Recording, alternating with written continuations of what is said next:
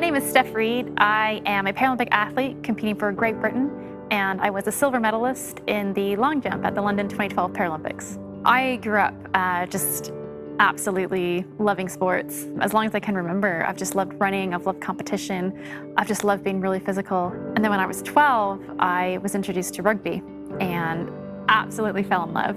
It was my life's dream to play internationally.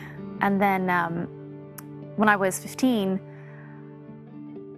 just in one afternoon, everything just changed. We had decided to go tubing, which is where you attach a big inner tube to the back of a motorboat and you just go at crazy fast speeds. I had fallen off and I was just hanging out in the water waiting to get picked back up again. I looked for the boat and I saw it heading towards me, and I just realized, they do not see me. He is going way too fast. I tried to surface dive, just completely forgetting I had a life jacket on. The propellers caught me on my right leg and my lower back, and it wasn't good. I could see in everyone's face that there was just too much blood. I was terrified. I knew in my heart that if I had died at that moment, I wasn't going to heaven. And so they took me to a local clinic that couldn't do very much for me. My mom walked into the recovery room, and she was so sad. I just didn't understand. And she walked over to me and said, Stefanie, I'm so sorry to tell you this, but the doctors did everything they could to save your leg, but unfortunately they had to amputate. And I was absolutely devastated. The hardest thing I've ever had to do in my life is change my attitude in that moment. I can look at this situation, yes, it's crappy, but I can either accept it and make the best of it, or I can choose to be angry. And I remember, just one day, just coming to terms with it and deciding that, what, I'm gonna give the creator of the world the benefit of the doubt and just trust that he can do something with this. And I prayed for the first time, just a really true and honest prayer. And I just remember being in that hospital room, and it was just so strange to, on the one hand, have so much anger and frustration at the same time, just to feel, actually feel in that room God's love and God's peace.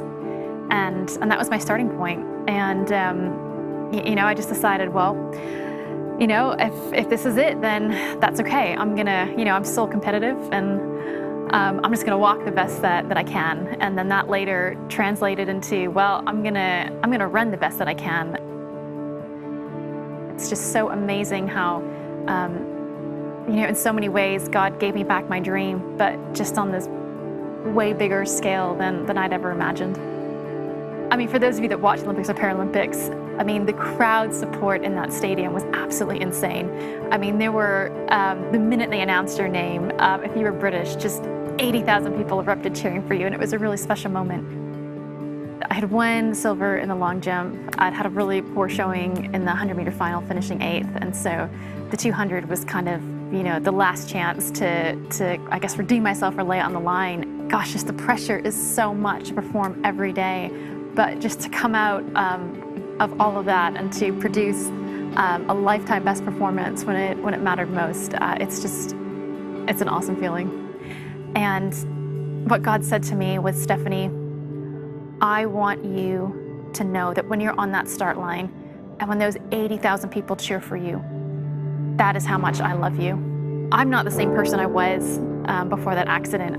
The things that I have learned because of it, my relationship with God, it literally changed me as a person. I'm at a point now, it wasn't always like this, but at a point now, I'm really comfortable with the leg. I think it's really cool. Obviously, if I had the choice, I would love to have my real foot back. It's a great mystery as to, why things happen to people or why God chooses, for situations to unfold as they do. But I've just learned to trust God, and no matter what, I know that He is good, and I've learned to be thankful for everything because I know that God can work miracles with any situation.